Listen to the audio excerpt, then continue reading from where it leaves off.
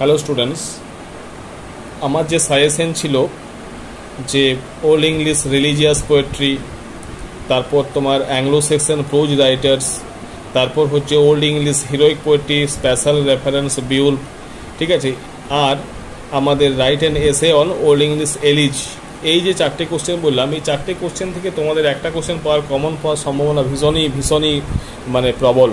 তো আজকে আমরা আলোচনা করব কিভাবে তোমরা আনসারগুলোকে সহজভাবে লিখতে পারবে এবং ব্যাপারটাকে বুঝে তোমরা কিভাবে আনসারগুলো করবে সেই নিয়ে আলোচনা। আজকে আমি আলোচনা করব অ্যাংলো সেকশন প্রোজ নিয়ে।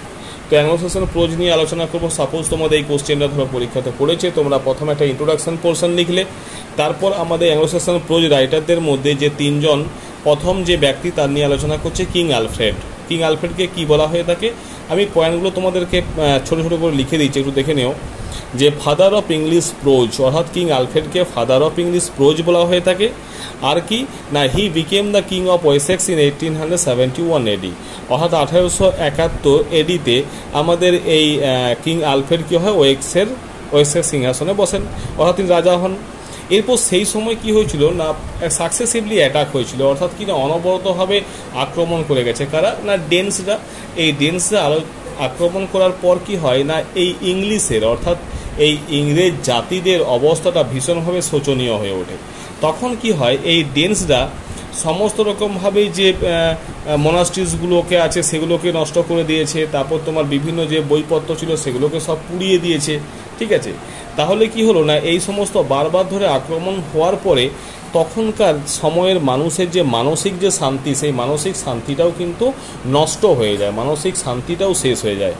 তো এইরকম সময় কি হয়, যখন মানুষের মনের মধ্যে শান্তি ফিরে আসে, যখন দেখা যায় যে তাদের যে স্বাভাবিক জীবন, সেই স্বাভাবিক জীবনে তখন ফিরে আসে, তখন আমাদের এই কিং আলফ্রেড কী করলো না, তখন সে কিন্তু মূলত সেগুলোকে প্রথমত ল্যাটিন ভাষাতেই লেখা হতো। তার জন্য এই কিং আলফ্রেড কী করলো না, ল্যাটিন শিখলো এবং সে আমাদের ট্রান্সলেটিং করতে লাগলো, অর্থাৎ অনুবাদ করতে লাগলো। বিভিন্ন যে সমস্ত বিখ্যাত ল্যাটিন ওয়ার্কগুলো আছে সেগুলোকে অনুবাদ করতে লাগলো।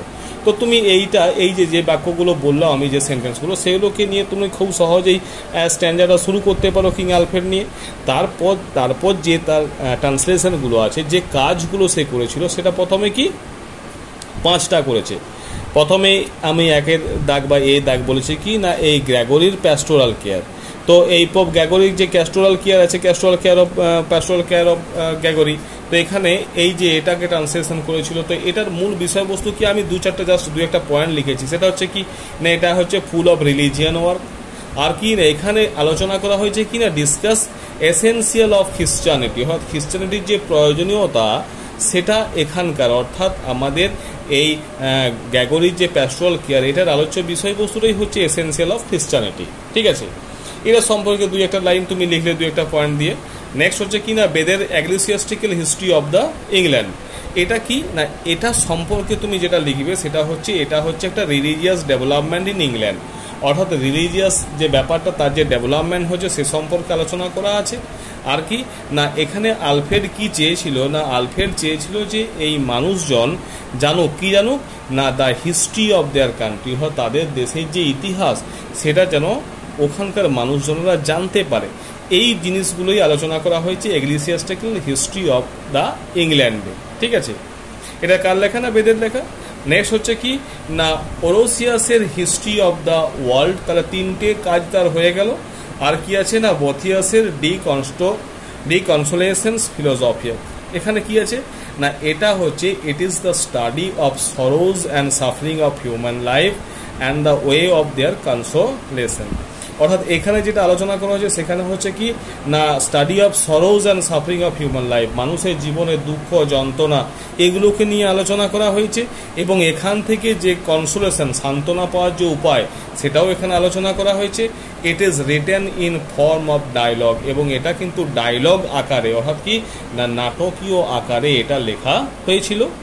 তো এই হচ্ছে আমাদের কিং আলফ্রেডের, তারও সহজেই বুঝতে পারলে একটা ইন্ট্রোডাকশন দিলে, কিং আলফ্রেড সম্পর্কে এই 2-4টে সেন্টেন্স লিখলে, তারপর তার কাজগুলো সম্পর্কে কি করলে, একটা পয়েন্ট দিয়ে হয়তো লিখে দিলে, 5টা কাজ তুমি লিখলে, 2-একটা লাইন করে এখান থেকে লিখে দিলে। তো এইভাবে আমরা কি করব না, এইভাবে আমরা নোটসগুলোকে তৈরি করব বা নোটসগুলোকে আমরা লিখবো, তাহলে কি হবে, সহজেই তোমাদের এটা হয়ে যাবে, ঠিক আছে। এরপর দেখো পরবর্তীকালে আমরা কি আসছি, এরপর দেখো নেক্সট যে 5 নম্বর সেটা হচ্ছে কি না সেন্ট অগাস্টিয়ান সলিলকি। এখানে কি এটাও হচ্ছে একটা ফিলোসফিক ওয়ার্ক। তাহলে 5টা কাজ তার ট্রান্সলেশন এর হয়ে গেল। এরপর দেখো কি আছে না এই কাজগুলো ছাড়াও সে কি লিখেছিল, হ্যান্ডবুক আর ল বুক, এই কাজগুলো ছাড়াও। পরবর্তী কি আছে না পরবর্তী আছে আমাদের যেটা নিয়ে আলোচনা করবো সেটা হচ্ছে আলফ্রিক। তো আলফ্রিক কে না he was a scholar of the monastic school. এই স্কলার ছিল, আলফ্রিক ছিল একজন স্কলার, কোথাকার না মোনাস্টিক স্কুলের। তারপর কি আছে না কোলোকিয়াম আর ক্যাথলিক হমিলিস। তার লেখা কি না তার কাজ হচ্ছে কোলোকিয়াম আর ক্যাথলিক হমিলিস। আর কি আছে 3 নম্বর আছে লাইভস অফ দ্য সেন্ট। এরপর দেখো একে আমাদের এই আলফ্রিডকে কি বলা হয়ে থাকে না he can be call the first English Bible translator, অর্থাৎ প্রথম বাইবেলের ট্রান্সলেটর বলা হয়ে থাকে আলফ্রিডকে।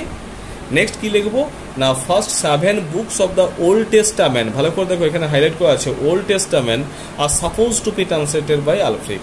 এবং মনে করা হয়ে থাকে যে এই প্রথম যে 7টা বই ওল্ড টেস্টামেন্টের আছে সেটাকেও ট্রান্সলেশন করেছিল কে না আমাদের আলফ্রিড। ঠিক আছে, তো আলফ্রিক একটা পয়েন্ট করলে তারপরে এই কথাবার্তাগুলো লিখলে তার কাজগুলোকে লিখে দিলে তাহলে আমাদের একটা স্ট্যান্ডা হয়ে গেল। অর্থাৎ এখান থেকে মোট তোমার 3টা স্ট্যান্ডা হয়ে গেল, ইন্ট্রোডাকশন, কিং আলফ্রেড আর আলফ্রিক, 3টে স্ট্যান্ডা হয়ে গেছে। এরপর কি না এরপরে আমরা আলোচনা করব উলস্টান। তো এইভাবে তোমরা নোটসগুলো তৈরি করবে। তো মাই ডিয়ার স্টুডেন্টস তোমরা যদি আমার সাথে সেকেন্ড সেমের যে জার্নিটা সেটা যদি আমার সাথে তোমরা চালিয়ে যেতে চাও তাহলে অতি অবশ্যই আমার যে এখানে নাম্বার দেওয়া আছে এখানে তোমরা আমাকে হোয়াটসঅ্যাপ করতে পারো বা কল করতে পারো, ক্লাস হবে অনলাইনে। নেক্সট হচ্ছে কি উলস্টান। উলস্টান কি না একে কি বলা হয়ে থাকে না এ ছিল একজন আর্চ বিশপ। ঠিক আছে, কোথাকার ইয়ারকে একজন আর্চ বিশপ ছিল। আর কি না he had witness the Danish invasion, এবং ড্যানিশ যে আক্রমণ হয়েছিল সেই আক্রমণের একজন সাক্ষী ছিল কিন্তু এই উলস্টান। এরপর দেখো হিজ হমিলিজ আর এক্সটেন্ট।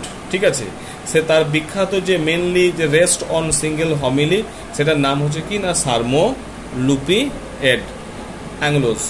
এরপর দেখো his pros is simple and straight forward, অর্থাৎ তার যে লেখাগুলো সেই লেখাগুলো কেমন ছিল সেগুলো খুবই সহজ সরল ভাষায় এবং সেগুলো কিন্তু খুবই straight forward, taking to the point, এবং কি না খুবই নিখুঁত পয়েন্টে এবং স্ট্রেট ফরওয়ার্ড।